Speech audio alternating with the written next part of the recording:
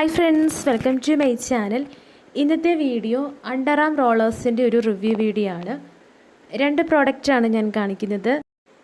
നിവിയയുടെ pearl and ബ്യൂട്ടിയും അതുപോലെ റെക്സോണയുമാണ്.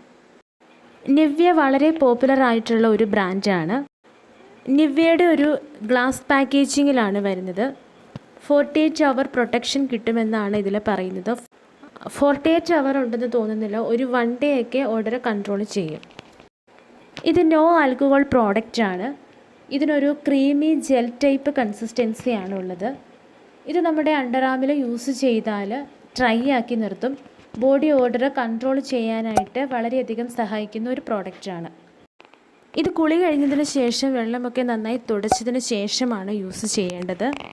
ഇത് 0% ആൽക്കഹോളാണ്. ഇതിൽ ആൽക്കഹോൾ ഒന്നും ആഡ് ചെയ്തിട്ടില്ല. ഇതിപ്പോൾ എൻ്റെ കയ്യിലുള്ളത് 50 ml പ്രോഡക്റ്റാണ്.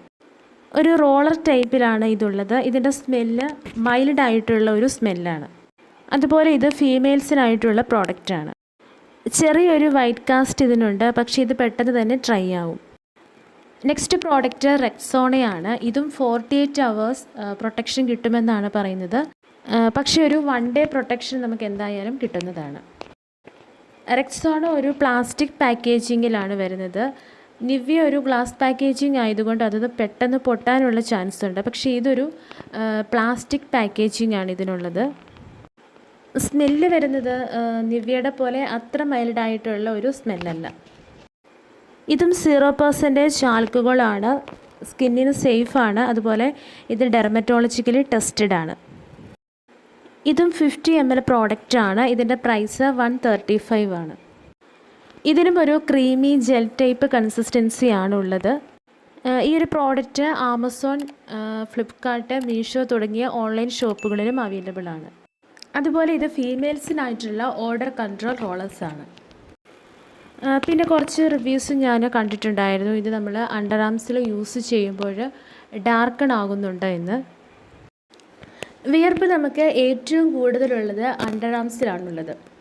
അപ്പോൾ ഈ റോളേഴ്സ് നമ്മൾ അണ്ടർആംസിൽ യൂസ് ചെയ്യുമ്പോൾ വിയർപ്പ് പുറത്തേക്ക് വരുന്ന അണ്ടർആംസിലെ സുഷിരങ്ങൾ അടഞ്ഞു പോവുകയാണ് ചെയ്യുന്നത്.